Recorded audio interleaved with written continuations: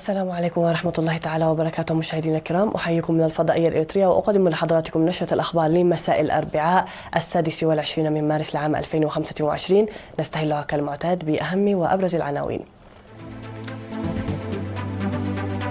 مستشفى حليبة المرجعي الوطني يقدم خدمات أفضل. حاكم إقليم عنسبة يبحث التنمية مع سكان كرم. مدرسة أفنبو الداخلية تشهد ارتفاعا في عدد الطلاب.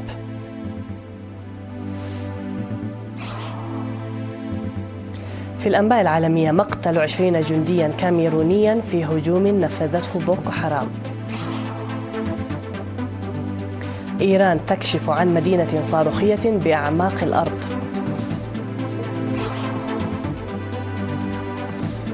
وأمريكا تدرج أكثر من 50 شركة صينية في القائمة السوداء. إلى تفاصيل النشر، أهلا بكم. أفاد مدير قسم الجراحة بمستشفى حليبة المرجعي الوطني الدكتور يوسف يوهانس أن المستشفى يقدم خدمات جديرة بالثناء بفضل الكفاءات المتوفرة والأدوات الطبية الحديثة التي تم إدخالها في الأعوام الأخيرة في الخدمة. وأوضح أن عدد العمليات التي تجري في المشفى بالقدرات الداخلية وبحملات الخبراء الأجانب تشهد تزايدا بنسب تتراوح ما بين 15 و20% نظرا إلى الأعوام السابقة، حيث وصل عدد العمليات الجراحية المستعصية حوالي 1900 عملية. وأضاف أنه تم الاستعانة بخبراء جراحيين صينيين في عام 2024 لإجراء عمليات إضافية على تلك التي ظلت تجري بالمستشفى. وأشار خبير جراحة المسالك البولية الدكتور سولومون جبرس جابيهير بدوره أن زيادة القوة البشرية، الكفاءات إلى جانب المعدات الطبية الحديثة التي تم توفيرها في المشفى ساهمت في تسهيل مهمة تقديم العمليات الجراحية بتجنب النواقص وضمان صحة المواطنين. وأكد الكوادر الطبيين القدامى والجدد أن التقدم الذي يسجل في القطاع الصحي يساهم بجدارة في تقديم خدمات أفضل. وأضاف مسؤول الإدارة والمالية بمستشفى حليبة السيد دبساي حيلوم أن أعمال الصيانة في المرافق والبنية التحتية تدفع في تخفيف النقص في تقديم الخدمات الطبية المرجوة.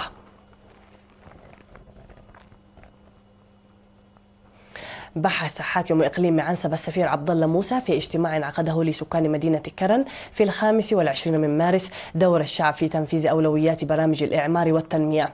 وأوضح الدفع بقوة في برامج التنمية عامة وبرامج حماية التربة وحفظ المياه والتشجير وإعادة التشجير وبناء خزانات المياه خاصة. وذكر بناء 25 من خزانات مياه صغيرة نسبيا في السنوات الثلاثة الماضية بمشاركة فاعلة للشعب والجيش في مختلف المناطق، وأنشطة حماية التربة والمياه في الأراضي الزراعية التي مكنت من غزارة الأمطار من تحقيق إنتاج وفير، وسيتم توسيع هذه الأنشطة مستقبلا.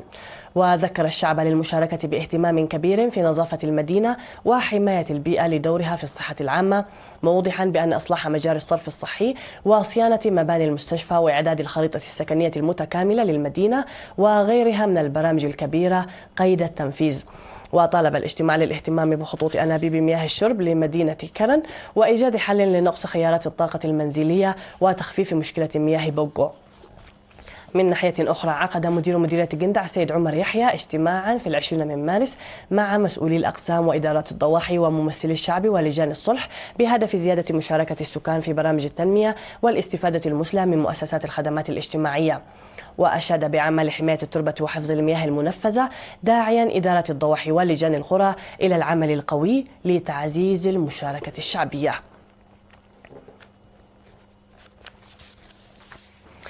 تشهد مدرسة أفنبو الداخلية للمرحلتين المتوسطة والثانوية ارتفاعا في عدد الطلاب.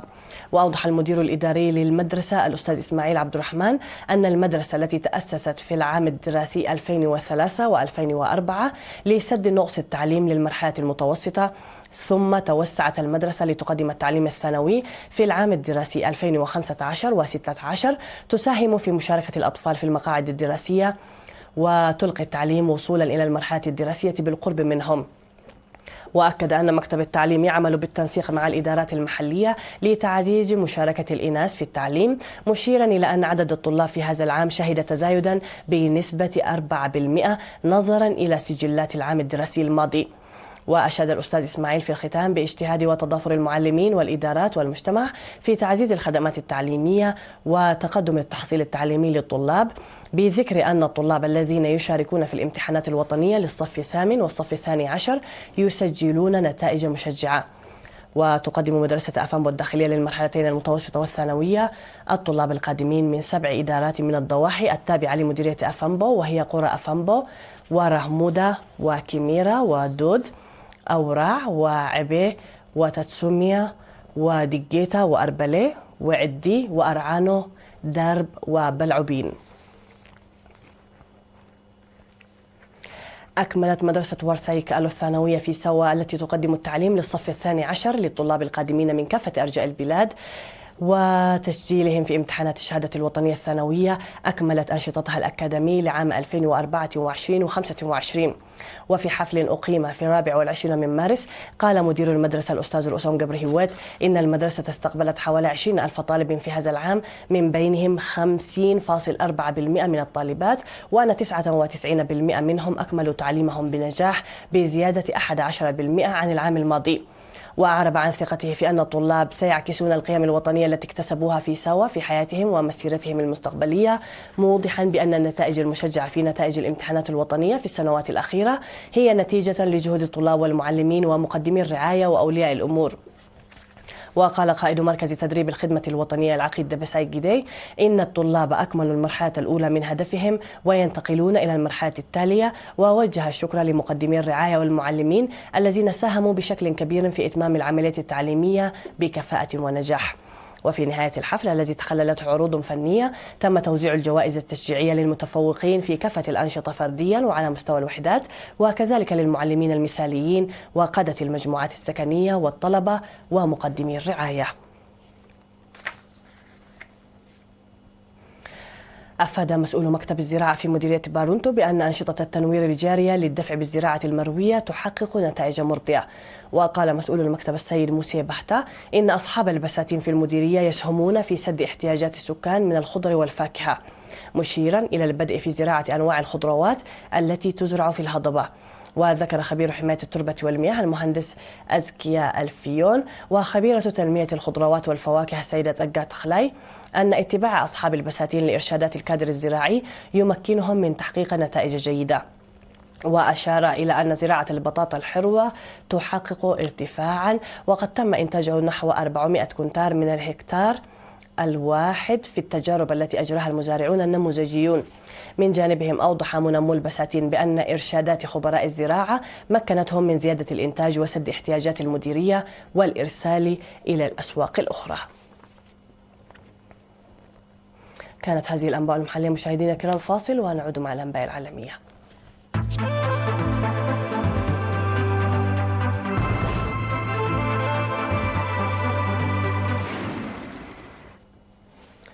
على الصعيد العالمي قتل 20 جنديا كاميرونيا في هجوم نفذه متطرفون من جماعة بوكو حرام في شمال شرق نيجيريا قرب الحدود مع الكاميرون، وفق ما أفاد به مصدران مقربان من الجيش وأحد السكان في وكالة الصحافة الفرنسية.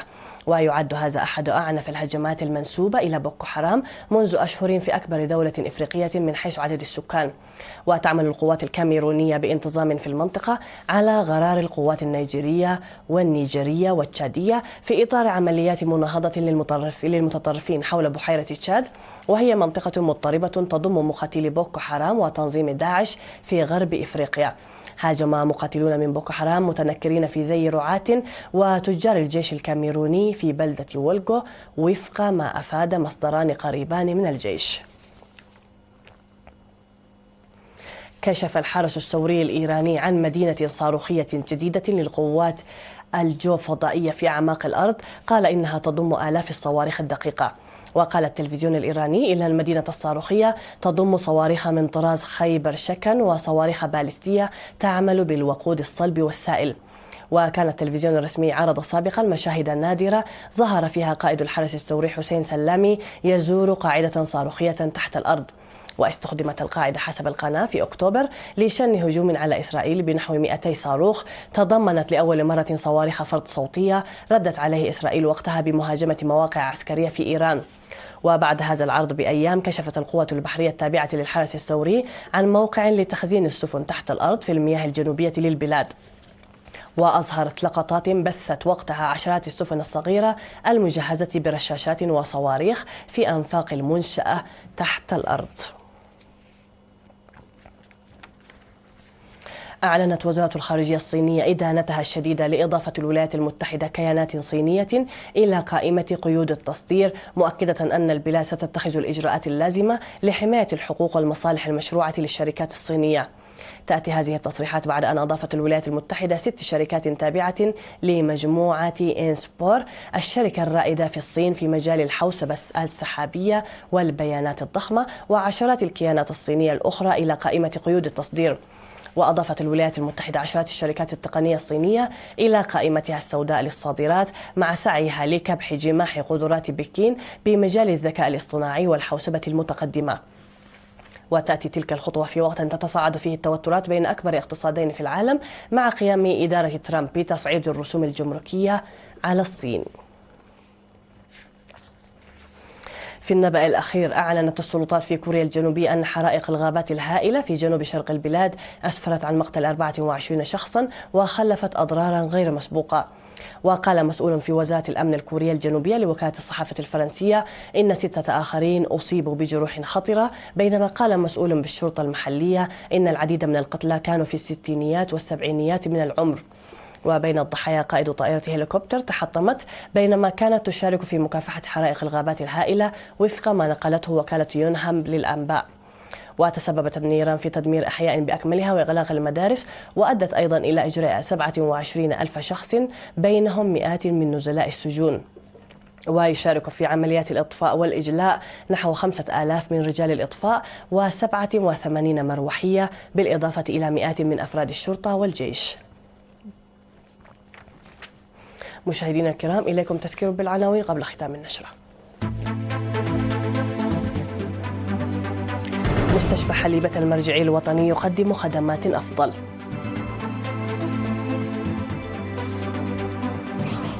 حاكم إقليم عنسبة يبحث التنمية مع سكان كرن. مدرسة أفامبو الداخلية تشهد ارتفاعا في عدد الطلاب.